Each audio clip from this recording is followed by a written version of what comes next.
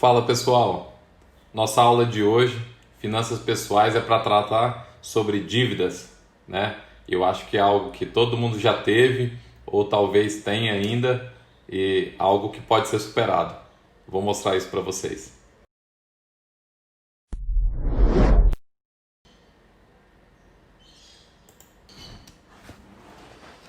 Bem, o que fazer quando eu tenho dívidas, quando você tem dívidas, né? É um bate-papo aqui de hoje para vocês aprenderem a lidar com as dívidas e tentar gerenciar isso. Ninguém gosta de dívida.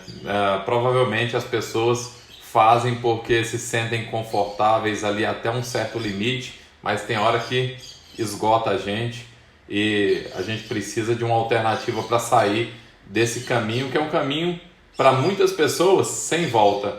Mas eu quero dizer para vocês que vocês são capazes de mudar financeiramente a vida de cada um de vocês, dos seus amigos, familiares.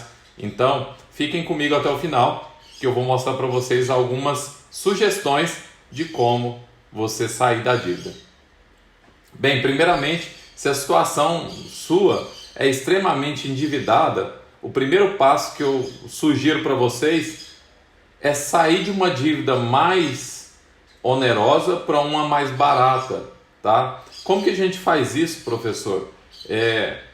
Existem vários tipos de dívida no mercado. Por exemplo, se você está na dívida do cartão de crédito, né? Eu usei taxas similares aqui para o meu perfil econômico. 8%, muitas pessoas chegam a ter 10%, depende da operadora do cartão de crédito, aí cobram de 8, 10, 15% ao mês. Isso é extremamente absurdo. Imagine se você não dá conta de economizar 10% do seu salário todo mês. E aí uma dívida do cartão de crédito te consome de 10 a 15% do salário todo mês. Se você não consegue economizar, obviamente você não consegue pagar isso também, né? Então, pensem no dia a dia de vocês agora, comecem a refletir comigo, tá? Se vocês têm uma dívida de cartão de crédito, a gente precisa negociar essa dívida, tá? E uma forma de você negociar é procurando financeiras, tá? E aí que cobrem juros mais baratos. Bem, muito cuidado. Eu trouxe para vocês aqui algo a ser observado, tá? Quando você fala trocar uma dívida para outra dívida mais barata, você precisa olhar o custo efetivo da transação ou o custo total da transação, tá? Esse custo inclui taxa de juros, seguro, IOF e vários outros penduricalhos que os bancos ou as financeiras acrescentam aí como produtos financeiros para te vender, tá? Então eles falam assim, eu te dou esse empréstimo aqui, mas por precaução eu estou te dando um seguro de vida.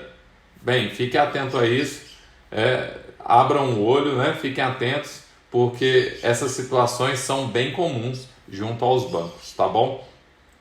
O importante é que você, no momento de passar uma dívida para outra, né, tentando reduzir o custo da dívida, digamos assim, é interessante vocês observarem sempre o custo efetivo total dessa transação, tá? Então, se vocês não souberem calcular, peçam ajuda a um profissional, tá bom? Peçam ajuda a um colega da área financeira, peçam ajuda aí aos professores, enfim, peça ajuda, tá? Eu me lembro de uma situação também que é bem importante mencionar para vocês, de fraudes, tá? A pessoa ligou oferecendo para comprar a dívida de uma pessoa amiga minha, e aí a pessoa achou bem interessante. Nossa, a dívida está muito mais barata, realmente vai ser assim?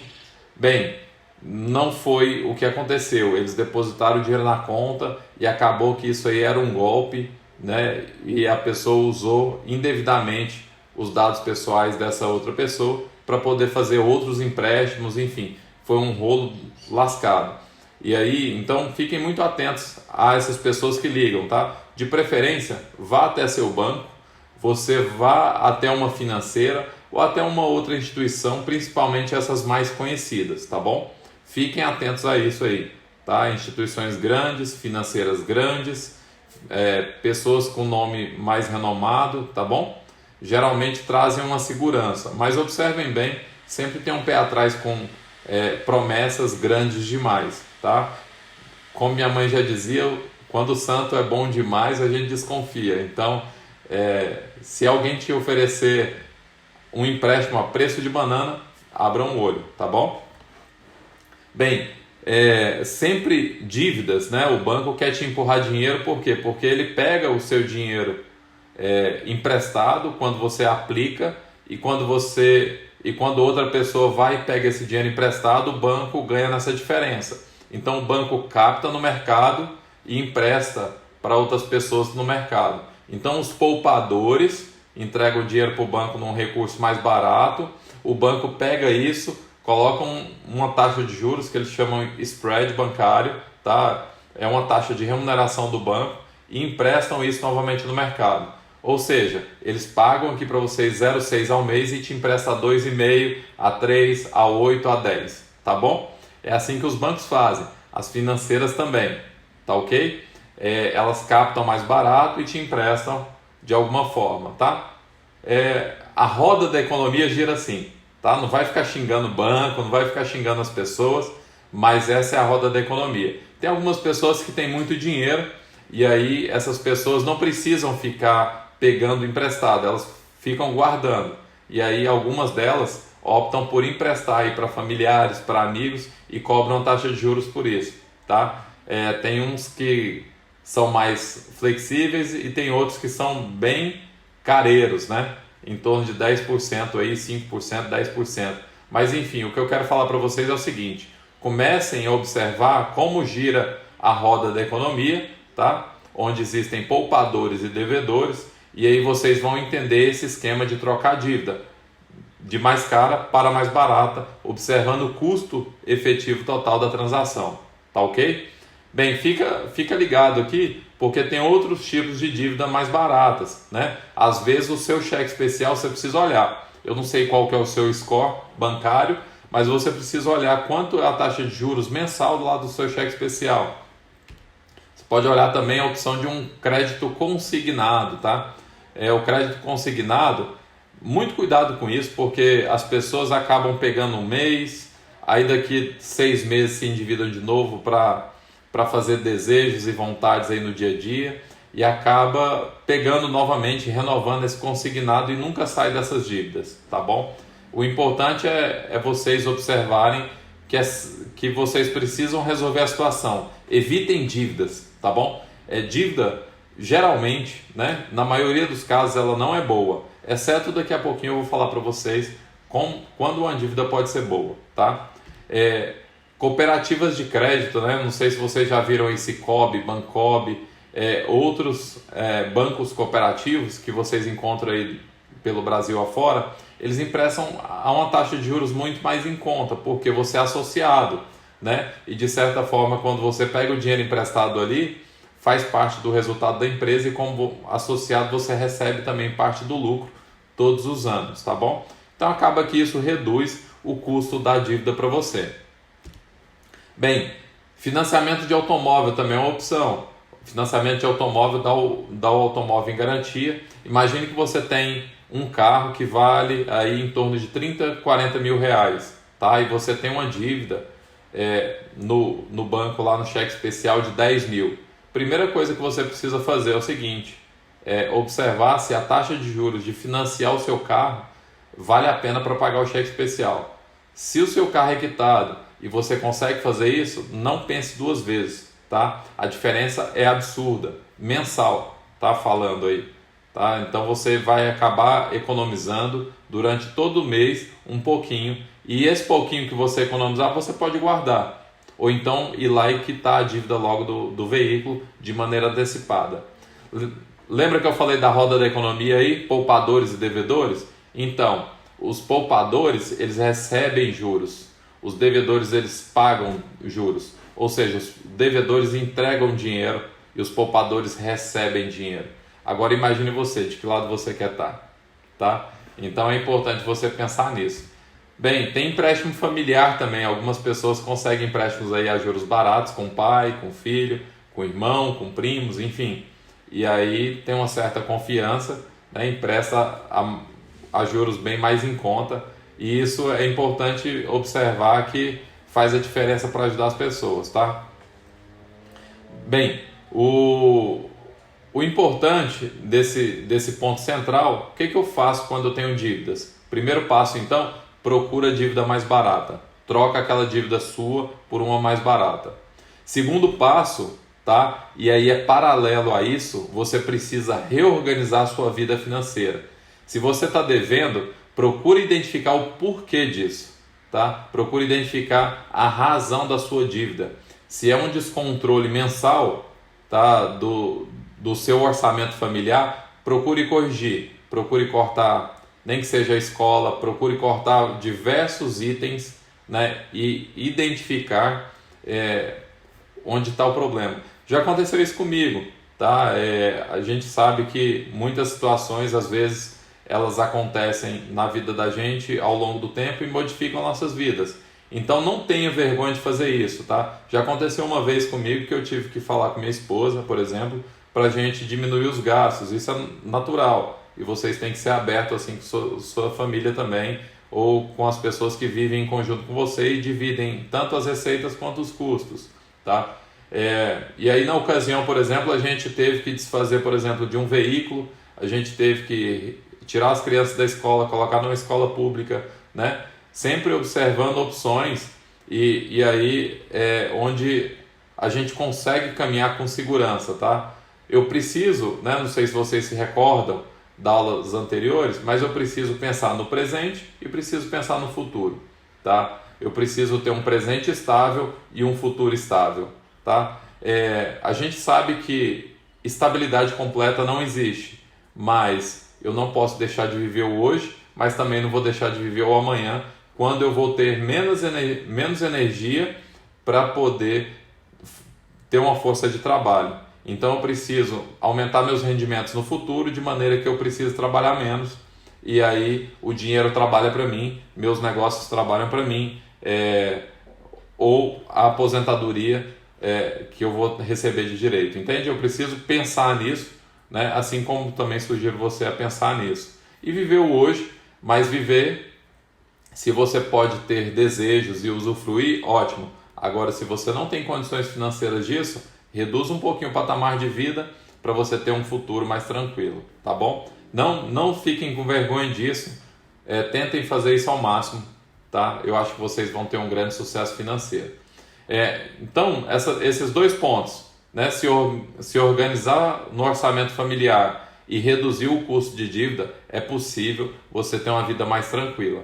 E aí uma coisa que eu quero falar para vocês é o seguinte: retorno sobre investimento, tá? Então, primeiro passo, arrumando a casa. Vamos arrumar a casa, vamos trabalhar o orçamento familiar de vocês e vamos observar onde o dinheiro está saindo pelo ralo, tá? E aí, se eu ganho 10 mil, 5 mil, né, meu orçamento tem que estar dentro dos 5 mil, dentro dos 10 mil. Observem isso aí. Se você ganha 1.000, tem que estar dentro dos 1.000, tá? Você só tem duas alternativas: ou você ganha mais ou você diminui o gasto, tá? Ou você ganha mais ou diminui o gasto, tá ok? Só tem essas duas alternativas. E se você não conseguir ganhar mais, então precisa reduzir o gasto. No mínimo, você precisa reduzir o gasto até você começar a ganhar mais, tá? Não se esqueçam disso, é uma lição de ouro. E aí, muitos assalariados aí vão pedir aumento. Eu preciso de um aumento porque eu estou gastando muito lá em casa, enfim. Seu chefe vai virar para você, e aí? Né? Será que o aumento é merecido? Será que a empresa precisa te dar um aumento mesmo? Fique atento quanto a isso, é muito delicado esse momento, tá? Reduza seu patamar de vida, tente aumento salarial, por exemplo, por mérito, sabendo conversar ali, lidar com a situação dentro do ambiente de trabalho, mas o seu orçamento precisa estar encaixado, receita e despesa, tá? Precisa ter uma sobra no final do mês, que é um lucro, e é uma poupança que você pode constituir a sua reserva, que nós já falamos, e constituir também aplicações para o futuro. E aí, se você não é assalariado e se você pretende ter um negócio próprio, né, bem gerenciado, ele traz resultado, né? Aí cabe a você se capacitar, a ter noções aí de negócio, de gestão, para poder fazer o negócio crescer, tá? seu business ele pode crescer de várias maneiras, tá? Você gerenciando ou você executando. Se você executar, tem que ter o seu salário embutido ali. Agora, se você for só investidor, não deixe de perder o controle dele também, mas você começa a ter uma remuneração distinta, tá? Menor do que quem está executando o trabalho geralmente. O negócio próprio é uma das grandes vantagens aí, para você ter uma remuneração melhor no futuro, porque depende do seu esforço, do seu trabalho, da sua inteligência, da sua dedicação, tá? Se você faz isso com todos os méritos aí, consegue bons resultados, vai ter um futuro tranquilo, vai ter um presente tranquilo, tá? Outra perspectiva que vocês têm que analisar sobre retorno e sobre investimento é a aplicação em renda fixa ou variável. Nós já falamos nas últimas 2 aulas sobre renda fixa e renda variável. É importante vocês terem em mente que o risco e o retorno andam juntos, né? Quanto maior o retorno, é porque tem um risco aí atrás embutido também. Então fiquem atentos, tá? Ao longo da história da bolsa, tá? Os grandes investidores como Warren Buffett, as pessoas falam, mas eu já tive um rendimento na bolsa ali de 10% num dia. Às vezes isso é loucura, né? Acontece, mas existe uma pesquisa que apenas 1% do pessoal da bolsa ganhou dinheiro efetivamente com day trade. Ou seja, você está dentro de 1% ou você está dentro de 99%. Fiquem atentos a isso, tá? O Warren Buffett, por exemplo, ele tem bons rendimentos por mais tempo, tá? Ele é um dos maiores investidores da história das bolsas. E aí você pode ler a história deles e não tem segredo, tá? O que a gente fala é o seguinte: pensem no longo prazo, tá? Geralmente a adolescência quer ganhar dinheiro rápido, fácil, e aí isso é um erro. Cuidado com isso, e é um prato cheio para muito espertalhão passar o golpe em vocês, tá bom? Deposita aqui que eu vou ganhar aqui no day trade, né? Deposita aqui que eu vou ganhar aqui na CryptoCoin, ou em outro tipo de moeda digital, enfim, cuidado com isso, tá? Nós já tivemos aí num passado recente a Avestruz Master, né? Pode perguntar para os pais de vocês, bois de ouro, empresas boi gordo, boi de ouro, se não me falha a memória. Então, assim, são fraudes que acontecem recorrente ao longo dos anos e as pessoas sempre caem no mesmo tipo de problema, tá? Aplicação financeira em renda fixa, renda variável, foquem aí em acompanhar o que realmente a economia te paga, tá? Que é 0,5 por mês, mais ou menos, que dá 6% ao ano aproximadamente. Em alguns casos chega a 10, 12% ao ano. Tem como fazer isso? Tem. Agora te prometer 10% ao mês, 20% ao mês, existe um risco embutido grande e vocês têm que ficar atentos a isso, tá? É só uma recomendação que eu dou, cada um é livre para fazer o que vocês desejarem, tá bom? Então, tem como se organizar financeiramente? Tem, tá? Você precisa organizar a sua casa, organizar os seus rendimentos mensais ou os seus gastos mensais, e aí, enfim, começar a procurar alternativas de bons retornos sobre investimento. Pode ser um negócio próprio, pode ser melhorando o seu salário aí, ou trabalhando em 2 trabalhos, né, 2 empregos, e vai fazendo sua poupança aí na renda fixa, renda variável. Tem pessoas que gostam de comprar imóveis, vender imóveis, fazer o flip, né? Com veículos também as pessoas fazem isso. Tem muitos que fazem marketplace também, com pequenos objetos, por exemplo, celulares, computadores, enfim, e vão tentar ganhar dinheiro. Tem outros que fazem trabalhos extras aí em sites como Workana, Fiverr, e outros sites de freelances. Então fica a dica para vocês, tá? Ou aumenta a renda ou diminui o gasto. Ajustou seu orçamento familiar, né? Tem tudo para você fazer poupança, usufruir do presente e pensar no futuro. E até a próxima aula.